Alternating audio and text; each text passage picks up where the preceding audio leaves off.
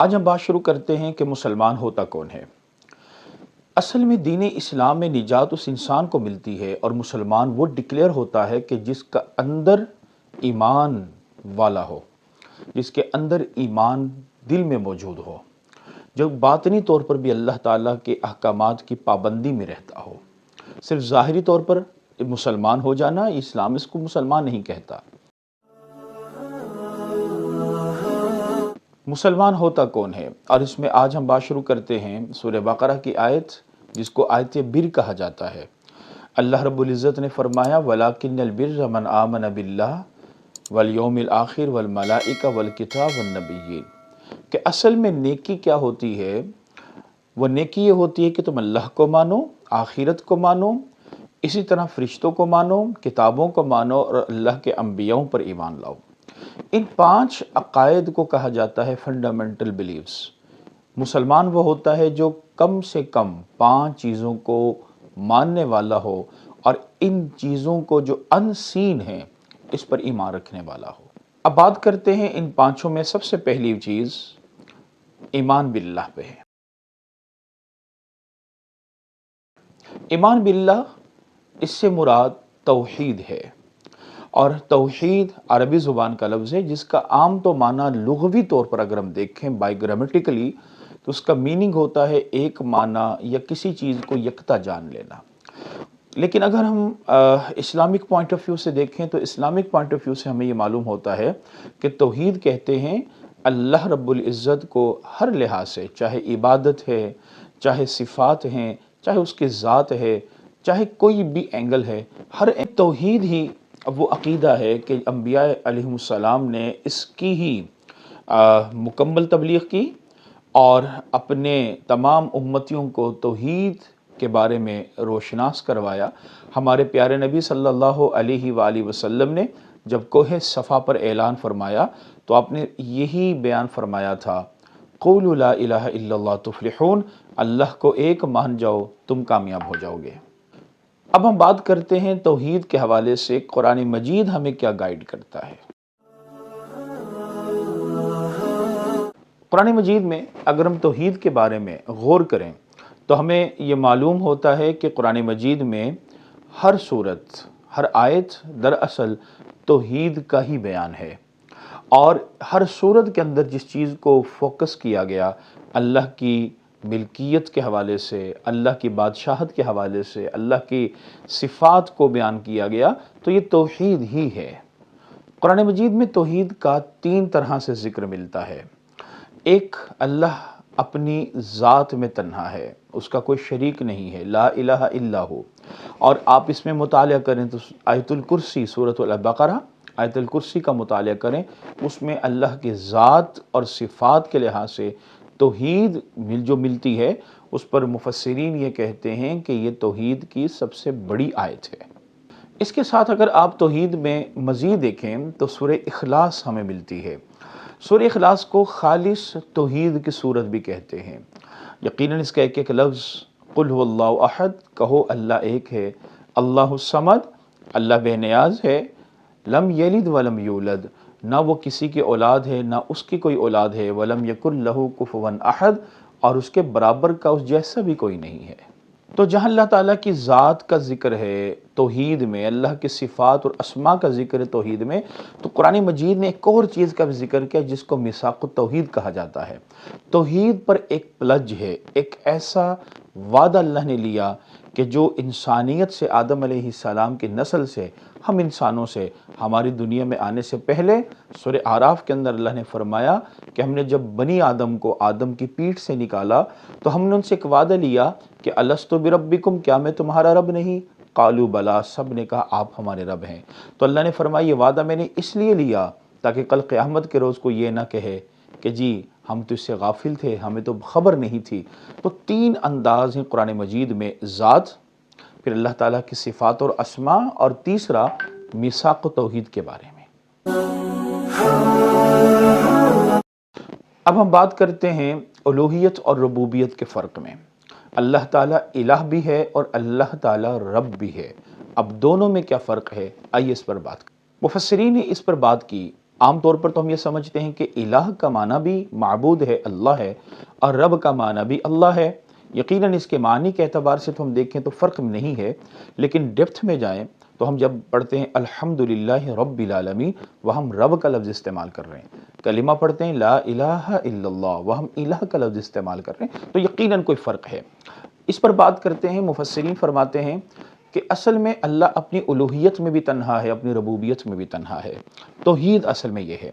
الوہیت کہا جاتا ہے کہ جب انسان اپنی محبت کا اظہار کرتا ہے تو وہ اپنے رب کو الہ کہہ کر پکارتا ہے، اور جب انسان اپنی احتیاج، اپنی ضرورت، اپنی مشکل کو بیان کرتا ہے وہ اپنے رب کو رب کہہ کر پکارتا ہے، اپنے اللہ کو رب کہہ کر پکارتا ہے۔ آپ دیکھیں جتنی بھی دعائیں ہیں، ربنا آتنا فی الدنیا حسنہ، اس میں رب کا لفظ ہے۔ آپ جتنی بھی باقی کلام جو محبت میں کہا جاتا ہے، ایک مسلمان جب اپنی محبت کے جذبے میں ہوتا ہے وہ اللہ کو الہ کہتا ہے، لا الہ یعنی اے اللہ کوئی محبت کے لاحق نہیں، صرف تیری ذات ہے جس سے ہم سب سے زیادہ محبت کرتے ہیں، اور الحمدللہ رب العالمین، اللہ تو ہی ہے جو تمام تعریفوں کا حقدار ہے، لائق ہے، تو تمام جہانوں کو پال رہا ہے، یعنی سب کے احتیاجوں کو پورا کر رہا ہے، سب کی ضرورتوں کو پورا کر رہا ہے۔ تو توحید میں بنیادی بات کرتے ہیں کہ ہو از مسلم، تو مسلمان دراصل وہ ہوتا ہے جو اللہ کو محبت میں بھی سب سے آگے رکھے اور اللہ کو اپنی پکار میں بھی سب سے آگے رکھے۔ قرآن کریم کے علاوہ احادیث مبارکہ بھی ہمیں توحید کے بارے میں گائیڈ کرتی ہیں۔ نبی اکرم صلی اللہ علیہ وآلہ وسلم نے تو فرما دیا من کان آخر کلامہ لا الہ الا اللہ داخل الجنہ، کہ جس نے مرنے سے پہلے کہا لا الہ الا اللہ وہ جنت میں جائے گا۔ کچھ ایسی روایات ملتی ہیں جو اگرچہ درجہ صحت پر مکمل تو نہیں اترتی، لیکن ان کو فضائل کے اندر اگر بیان کیا جائے تو کوئی مذائقہ نہیں ہوگا۔ کچھ ایسی ضعیف روایات سے یہ بات معلوم ہوتی ہے، جیسے ایک مسئلہ چل رہا ہے کہ جی روزی میں تنگی ہے، پرابلمز ہیں، ہرڈلز ہیں، مشکلات ہیں، پریشانیاں ہیں، اور ہم سب چاہتے ہیں کوئی نہ کوئی ایسا وظیفہ تو مل جائے۔ ہمارے نبی صلی اللہ علیہ وآلہ وسلم سے مروی ہے، اور 2 سے 3 صحابہ سے یہ حدیث ملتی ہے کہ ایک صحابی کے بارے میں بھی کہ انہوں نے سوال کیا، اور خود ہمارے نبی نے بھی اس کے بارے میں آگاہ فرمایا کہ سوال یہ تھا کہ گھر میں بڑا فقر و فاقہ ہے، تنگ دستی ہے، مسائل ہیں، کوئی ایسا وظیفہ بتائیں کہ گھر میں خوشحالی آ جائے۔ ہمارے پیارے نبی صلی اللہ علیہ وآلہ وسلم نے فرمایا کہ جب تم گھر میں داخل ہو، نمبر 1 تم سلام کرو گھر میں جو گھر میں موجود ہیں ان لوگوں کو، نمبر 2 تم مجھ پر سلام بھیجو یعنی درود پڑھو، اور نمبر 3 جب گھر میں داخل ہو تو سورہ اخلاص کو پڑھو۔ وہ صحابی نے یہی عمل کیا۔ کچھ عرصے کے بعد صحابی حاضر ہوئے اور کہا یا رسول اللہ صلی اللہ علیہ وسلم، اللہ نے بہت خوشحال کر دیا، سارے مسائل حل ہوئے۔ آج اگر ہم توحید پر عمل کریں گے، میرا خیال ہے کہ اس سے بڑھ کر کوئی وظیفہ نہیں، اس سے بڑھ کر کوئی اور ایسی چیز نہیں جو بھی مشکلات سے بچا لے۔ بات کرتے ہیں ہو از مسلم۔ مسلمان اصل میں وہ ہوتا ہے جو اپنے اللہ کو تنہا مانتا ہے، جو اپنے اللہ کو کہتا ہے اللہ بس تو ہے۔ ہمارے نبی صلی اللہ علیہ وسلم نے بڑی مشہور حدیث ہم پڑھتے ہیں، افضل الذکر لا الہ الا اللہ، بہترین ذکر کیا ہے؟ لا الہ الا اللہ۔ اب ایک سوال ذہنوں میں آتا ہے کہ افضل ذکر کا معنی کیا ہے؟ عام طور پر جیسے والدین ہیں اور چھوٹا بچہ ہو تو عام طور پر جیسے سوشل سسٹم میں آ گیا ہے کہ اب والد کو بابا کہہ دیا، والدہ کو ماما کہہ دیا۔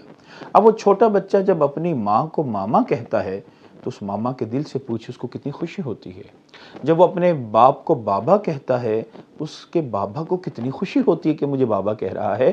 تو اسی طرح اللہ کو سب سے زیادہ پسند کیا ہے کہ میرا بندہ مجھے یہ کہے، اور جب اللہ کا بندہ اللہ کو کہتا ہے اللہ تو تنہا ہے، اللہ کو اس سے بڑی خوشی ہوتی ہے، اور اللہ رب العزت کہتے ہیں اس سے بڑا کلام کوئی نہیں، اس سے بڑا ذکر کوئی نہیں، افضل الذکر لا الہ الا اللہ۔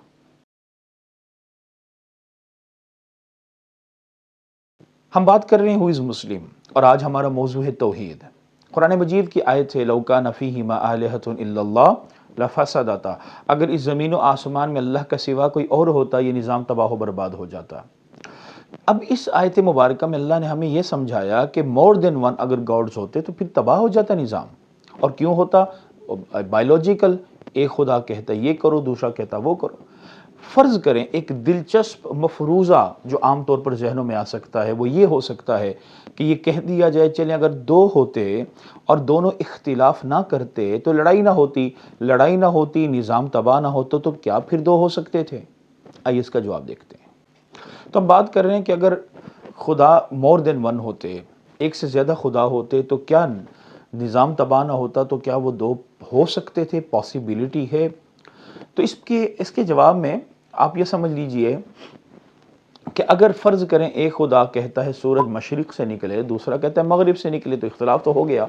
فرض کریں اگر وہ دو کہتے تھے چلیں ٹھیک ہے جی مشرق سے نکل جائے، تو جب دو رائے ایک رائے بنے گی، بھئی دن ہے یا رات، اچھا جی رات، صبح ہو یا شام، اچھا جی صبح، زندگی دینی ہے یا موت، اچھا جی موت. تو جب دو رائے ہوتی، اب دو خداؤں کی پہچان کیسے ہوتی کہ دو رائے ہوتی. اگر دو رائے ہوتی اور وہ دو رائے ایک رائے بنتی تو یقیناً دونوں میں سے کوئی ایک ایسا ہوتا جو اپنی رائے کو چھوڑتا، جو کمپرومائز کرتا، جو اپنی منوا نہ سکتا دوسرے کی مان جاتا. تو جو منوا نہ سکا وہ خدا نہ ہوا، جو مان گیا اور اپنی نہ منوا سکا وہ کاہے کا خدا ہوا. اس کے پاس اقتدار نہ ہوا، وہ صاحب اقتدار نہ ہوا، وہ قادر مطلق نہ ہوا. خدا پھر بھی، اللہ پھر بھی ایک ہوا کہ جس کی مانی جا رہی ہے. تو یہ ایک دلچسپ مفروضہ بعض ذہنوں میں آ سکتا ہے، اس کا جواب پھر یہی ہے. تو بہرحال ہو از مسلم، مسلمان کون ہوتا ہے؟ مسلمان وہ ہوتا ہے کہ جو اللہ کو ایک مانتا ہے، اور مسلمان وہ ہوتا ہے جو ایک اللہ کی ہی مانتا ہے. نیکسٹ ایپیسوڈ کا انتظار کیجئے. السلام علیکم ورحمۃ اللہ وبرکاتہ.